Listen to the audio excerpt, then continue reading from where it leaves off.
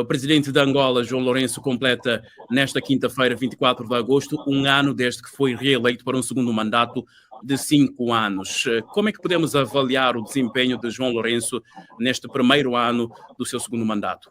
Pois, o desempenho em termos económicos é seguramente um mau desempenho, porque nós estamos a braços com uma crise cambial, houve uma forte desvalorização, uma forte depreciação do Kwanza, temos também a inflação a acelerar. E isto contrasta muito com a situação que tínhamos nas eleições. Durante a campanha e a pré-campanha eleitoral, a mensagem era que estava tudo bem.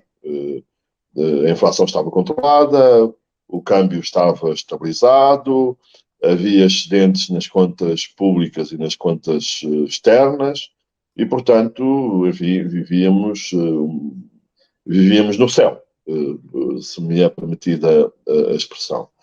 E ainda em abril, no final de abril, houve uma conferência intitulada Angola Economic Outlook, em que participaram a Ministra das Finanças, Vera Daves de Sousa, o Ministro da Economia e Planeamento, Mário Caetano João, o ainda, naquela altura, Governador do Banco Central, José de Lima Massano, e a mensagem que passaram para os conferencistas era que também continuava tudo bem. Inflação controlada, câmbio estabilizado, excedentes nas contas públicas e nas contas externas, dívida pública a descer. Mas, de repente, em julho, tudo mudou. E a seguir a uma comissão económica do Conselho de Ministros, agora Ministro de Estado para a Coordenação Económica, José Massano, veio anunciar um conjunto de medidas de emergência para fazer face à atual situação económica. Portanto, em muito pouco tempo, passamos do céu ao inferno. O Kwanza desvalorizou, a inflação está a acelerar, as contas públicas, segundo o Secretário de Estado para o Tesouro e Finanças, corriam o risco de ter um déficit muito grande no final do ano. As contas externas também pioraram bastante e, portanto, estamos numa situação económica bastante complicada atualmente em Angola.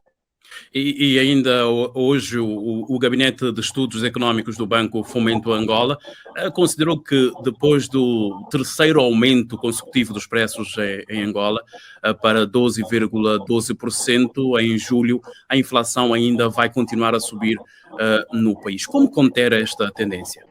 É natural. Nós, em Angola vive muito das importações. E, portanto, quando há uma depreciação da moeda, os produtos estrangeiros tornam-se mais caros. E, por essa via, há um aumento grande dos preços. Depois tivemos também o aumento dos combustíveis no início de julho. Independentemente, foi um aumento da gasolina em 87,5%. Independentemente da gasolina não entrar muito na cadeia de produção, a verdade é que se criam expectativas inflacionistas com base nesse aumento. E, portanto, o Banco Nacional de Angola previa inicialmente uma inflação de 10%. Com estes desenvolvimentos, corrigiu o tiro e prevê agora 13%, mas eu acredito que a inflação vai ficar acima, eu diria mesmo bastante acima dos 13%. Vamos ver o que é que vai acontecer até ao final do ano. O governo iniciou o phasing out dos subsídios aos combustíveis, falta continuar a eliminar os subsídios à gasolina, falta começar com o gasóleo, as tarifas elétricas e de água também e transportes também estão muito baixas, as tarifas não cobrem os custos, portanto algo tem que ser feito e eu acredito que poderemos assistir à aceleração da inflação nos próximos meses. Essa aceleração, repito, vai depender daquilo que o governo fizer em matéria de combustíveis. E Angola ainda não conseguiu o que muitos economistas recomendavam, a diversificação da sua economia para não depender só do petróleo. Será que a subida dos preços, por exemplo, da cesta básica em Angola, terá condicionado, terá marcado pela negativa o desempenho do próprio João Lourenço neste segundo mandato? Pois, João Lourenço tem um anátema tem marcado e está identificado como o presidente que fez aumentar os preços. Os preços eram muito mais baixos no tempo de José Eduardo dos Santos. Aliás, eu acho de alguma maneira que é injusto, não é? A situação que nós estamos a viver deve-se também, em parte, à governação anterior. Esta coisa dos subsídios aos combustíveis, etc. Também João Lourenço, sobretudo no primeiro mandato, apanhou uma conjuntura internacional difícil. Mas não tem como. O que nós estamos a pagar agora, de alguma maneira, foram as políticas eleitoralistas que o governo de João Lourenço adotou por causa das eleições. Para comprar votos, o governo valorizou artificialmente o Kwanza, o governo criou a reserva estratégica alimentar para importar e, portanto, foram medidas muito eleitoralistas e que estão, de alguma maneira, na origem daquilo que está a acontecer Você está a agora. dizer Portanto, que era só para ganhar as eleições, não eram sem medidas dúvida, realistas? sem dúvida nenhuma. Medidas muito eleitoralistas que nós estamos a pagar agora eu diria que estamos a pagar com juros. E, portanto, também uma má gestão das expectativas, porque de alguma maneira já se sabia que a situação não era aquela que o governo pintava, mas o governo levou praticamente até ao fim esta narrativa, a narrativa de que a economia estava bem, a inflação controlada, câmbio estável, dívida pública a reduzir-se. E depois há uns fatores que, efetivamente, o governo que eram previsíveis de alguma maneira. Por exemplo, o governo queixa-se de que tem um serviço da dívida muito elevado por ter retomado os pagamentos do serviço da dívida. Ora bom, isto toda a gente já sabia, não é? Porque a suspensão do serviço da dívida foi uma suspensão temporária. E nós sabíamos que em 2023 íamos retomar os pagamentos, inclusivamente a China, no acordo com a China, do pouco que se conhece das cláusulas era se o preço do petróleo subisse, nós acelerávamos os pagamentos. De alguma maneira foi o que aconteceu o ano passado. O ano passado o preço do petróleo fez mais de $100 o barril. O preço do petróleo tem estado acima dos $80 o barril. E, portanto, tudo o que está a acontecer, de alguma maneira, era previsível. E nós, repito, estamos a pagar a fatura das medidas eleitoralistas que foram adotadas pelo governo para ganhar eleições. Uhum. Mas isto também tem muito com a conjuntura internacional, por exemplo, a guerra na Ucrânia, outras situações que acabaram por condicionar o desempenho económico de Angola, segundo o governo, segundo também alguns estudos, e parece que num curto espaço de tempo, até 2025, a inflação poderá situar-se a atingir os 25%. Pois, é o seguinte, nós estamos em 2023, em agosto, e está em execução o Orçamento Geral do Estado. O que eu posso dizer é que, independentemente da situação da conjuntura internacional, o que eu posso dizer é que naquilo que é verdadeiramente importante para Angola, que é o petróleo, as coisas não estão muito diferentes daquelas que estavam previstas no Orçamento Geral do Estado. O Orçamento Geral do Estado para este ano trabalhou com um preço do petróleo de $75 o barril.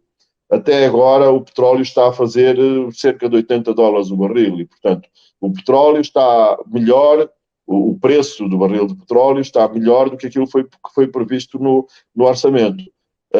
Quanto à questão, agora, e no petróleo há um pequeno problema, grande problema, que é o seguinte: nós estamos a produzir cada vez menos petróleo e a produção de petróleo está abaixo daquilo que estava previsto no orçamento.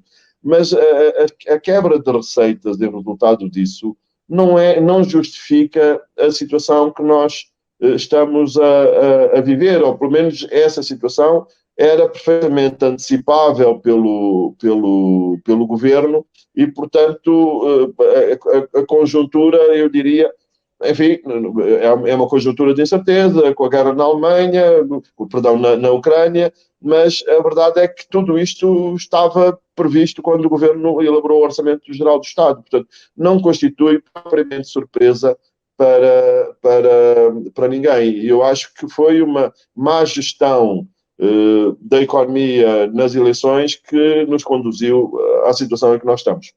Onde é que está o setor empresariado, os empresários aí em Angola? Ou porque não há uma garantia jurídica que permita o setor funcionar livremente em Angola para dinamizar a economia? Pois, isto é uma questão, é um problema. Nós precisamos diversificar a economia. Quem vai diversificar a economia é o setor privado e para que o setor privado invista é necessário ter um bom ambiente de negócios. E não é de todo isso que nós temos em Angola. Eu dou um exemplo concreto, que é o exemplo da justiça. Em termos de... Havia uma classificação do Banco Mundial, que era o Doing Business, que classificava os ambientes de negócio nos diferentes países, e o item em que Angola estava pior classificada era justamente no item da justiça, do cumprimento dos contratos. Ora bom, o que é que nós temos com João Lourenço, e sobretudo neste último ano? Temos uma saída abrupta da Presidente do Tribunal de Contas, alegadamente por corrupção. Temos no Tribunal Supremo um Presidente que tem um inquérito na Procuradoria-Geral da República.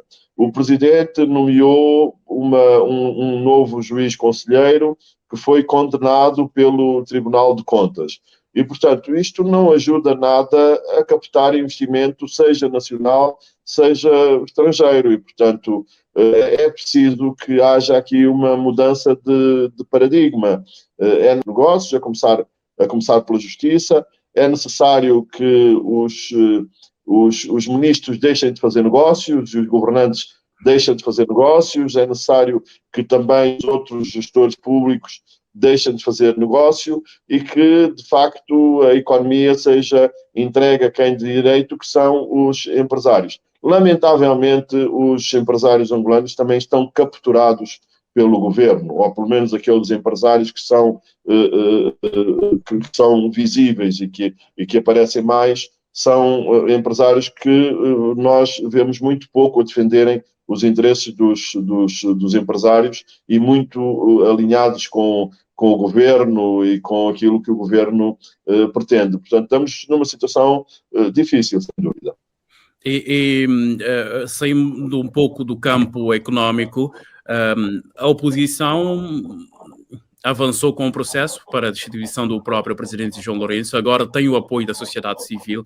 Enquanto analista, enquanto angolano muito atento à situação do país, acha que é uma via que possa dar algum resultado, é a melhor via para mitigar o sofrimento dos angolanos?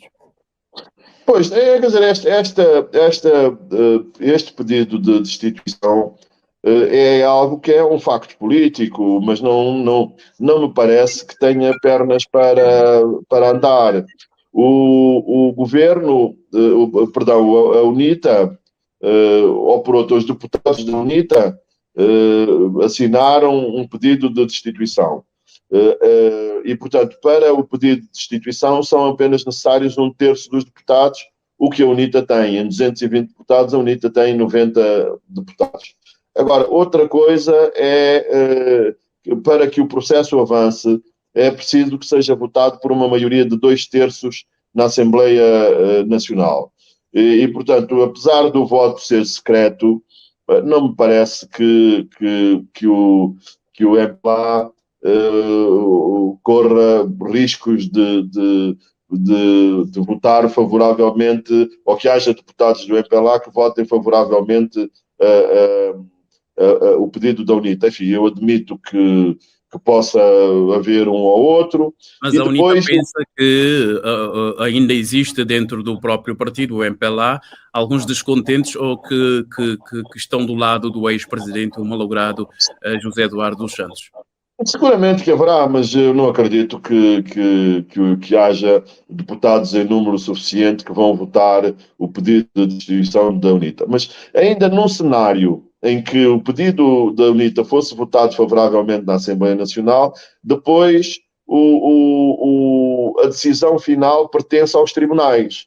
E os tribunais são controlados pelo MPLA e pelo Presidente da República, não é? Quer o Tribunal Constitucional, para onde o Presidente da República nomeou uma senhora que é a juíza-presidente, veio diretamente do Bureau Político do MPLA.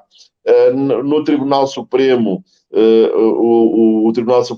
o atual Presidente, o tal que está com processos de inquérito e que está a ser muito contestado, digamos assim, protegido pelo Presidente da República e, portanto, eu não vejo, digamos assim, qualquer hipótese deste pedido avançar. Agora, é um facto político e é um facto político que causa moça, quer no Presidente da República, quer no MPLA. Aliás, não é por acaso que a comunicação social pública, que é controlada pelo governo, está a ignorar completamente este pedido de destituição. Mas, portanto, enfim, João Lourenço vai ficar na história como o primeiro presidente que foi objeto de um pedido de destituição. E, portanto, isto é um acontecimento do meu ponto de vista, com um elevado significado político, mas não tem de todo, é a minha opinião, pernas para andar e para prosseguir em frente. Mas repito, algo que causa moça no Presidente da República e também no MPLA. Para fecharmos, em poucas palavras, como é que caracteriza o momento atual em Angola? No primeiro ano de João Lourenço, ele que assumiu o poder em 2017, cumpriu o primeiro mandato, está a cumprir agora o segundo mandato do primeiro ano hoje. Angola melhorou, deu passos para trás e que Angola temos?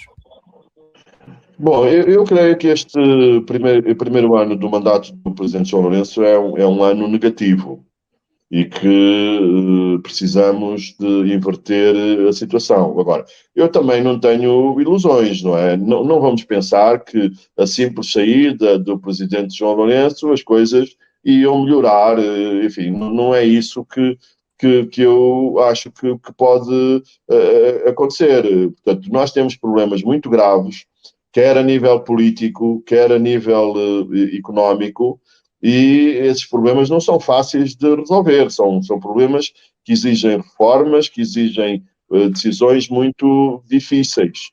E eu costumo também dizer o seguinte, e com isto concluo, é que se as coisas correrem bem em Angola, nomeadamente o aspecto económico, o aspecto da diversificação da economia, se as coisas correrem bem, mesmo assim vai durar muito tempo até que nós possamos ter uma economia mais equilibrada e que as pessoas comecem a sentir, de facto, efeitos na sua vida familiar da melhoria do ambiente económico, porque a situação... Os angolanos devem estar preparados para apertar ainda mais o cinto?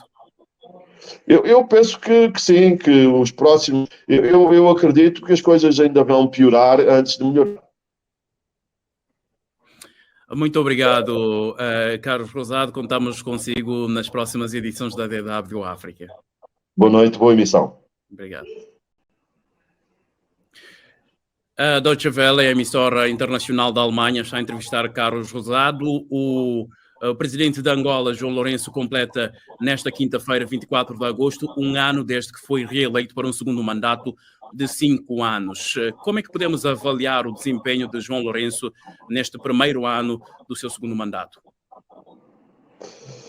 Pois, o desempenho em termos económicos é seguramente um mau desempenho, porque nós estamos a braços com uma crise cambial, houve uma forte desvalorização, uma forte depreciação do Kwanza, temos também a inflação a acelerar. E isto contrasta muito com a situação que tínhamos nas eleições. Durante a campanha e a pré-campanha eleitoral, a mensagem era que estava tudo bem. A inflação estava controlada, o câmbio estava estabilizado, havia excedentes nas contas públicas e nas contas externas, e, portanto, vivíamos no céu, se me é permitida a expressão. E ainda em abril, no final de abril, houve uma conferência intitulada Angola Economic Outlook, em que participaram a Ministra das Finanças, Vera Daves de Sousa, o Ministro da Economia e Planeamento, Mário Caetano João, ainda, naquela altura, Governador do Banco Central, José de Lima Massano, e a mensagem que passaram para os conferencistas era que também continuava tudo bem. Inflação controlada, câmbio estabilizado, excedentes nas contas públicas e nas contas externas, dívida pública a descer. Mas, de repente, em julho, tudo mudou. E a seguir a uma comissão económica do Conselho de Ministros, agora Ministro de Estado para a Coordenação Económica, José Massano, veio anunciar um conjunto de medidas de emergência para fazer face à atual situação económica. Portanto, em muito pouco tempo, passamos do céu ao inferno. O Kwanza desvalorizou, a inflação está